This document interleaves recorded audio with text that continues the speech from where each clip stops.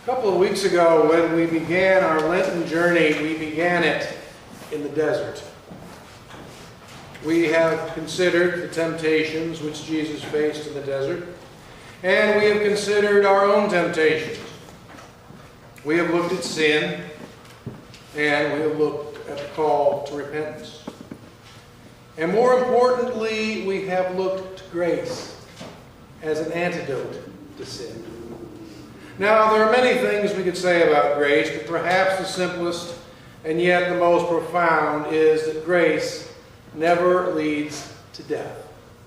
It always leads to life. This morning, our scriptures seem to shift our focus just a bit. We begin to look past the desert of temptation and sin. We begin to look to the path of grace, which leads to new life. Our lesson from the book of Exodus is probably one of my favorites from the Hebrew Scriptures. And the story of Moses' first encounter with God is, I think, especially rich in meaning. In effect, God introduces himself to Moses, and as with any introduction, God shares his name with Moses. Now, I know that I've talked before about the significance of sharing one's name with another. It invites the beginning of a relationship. But today I want to focus not so much on the importance of God sharing his name with Moses as with the meaning of that name itself. God calls himself, I am who I am. Now, at first that doesn't seem like much of a name at all, does it? Except that we know that most names have a meaning. For example, my name is Stephen, and from the Greek, that means crown or garland. The name Thomas also comes from the Greek, and it means twin. The name Mary comes from the Latin, and it means a drop of the sea. Now, of course, in actual practice, our given names don't really tell us much about the person who bears them. My name is Stephen, but I don't wear a crown or a garland, and I don't anticipate the day that I ever will. Thomas may mean twin, but certainly not every Thomas has a twin brother or sister. And Mary, while it is a beautiful and a holy name, it doesn't mean that everybody named Mary has anything to do with the sea. When God shared his name with Moses, he was doing more than simply giving the people of Israel a handle by which they could address God. In fact, in Judaism, the name Yahweh, which is derived from I am, is never spoken or written. It is seen as far too holy for human lips to speak.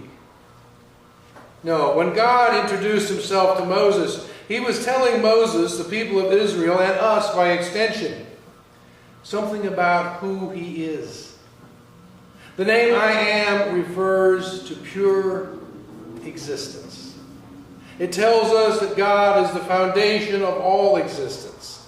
He is the ground of all being, as the noted theologian Paul Tillich wrote. But the meaning of I am goes far beyond mere existence. It speaks of life itself. Our God is not only the source of all existence, he is the source of all life.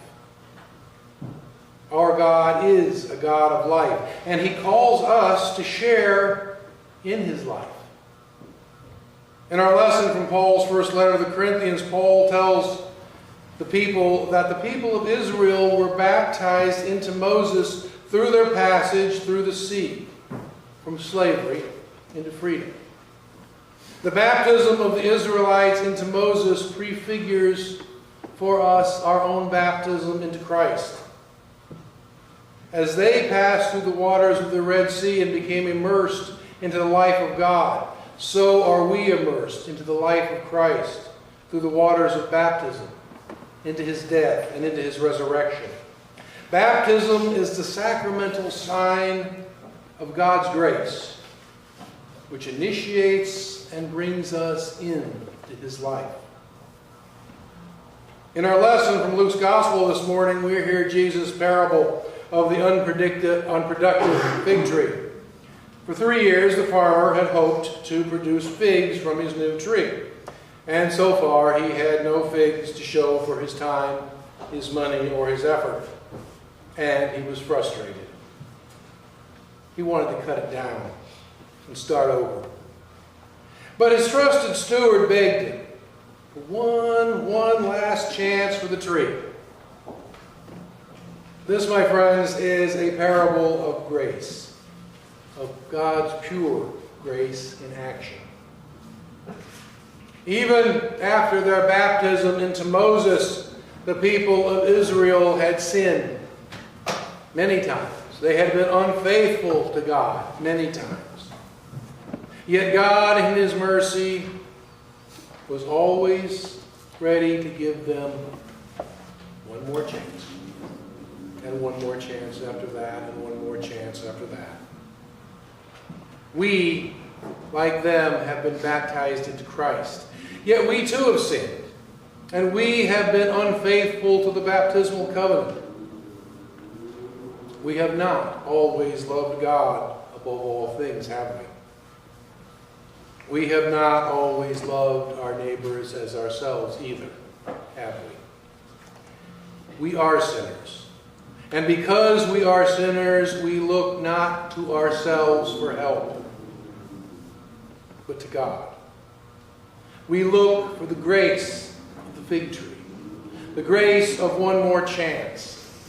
We look to our God, who is the God of second chances, whose very existence is life itself, and who calls us to share in that life. As I said, our Lenten focus has begun to shift just a bit. We look no more to the desert of temptation and sin.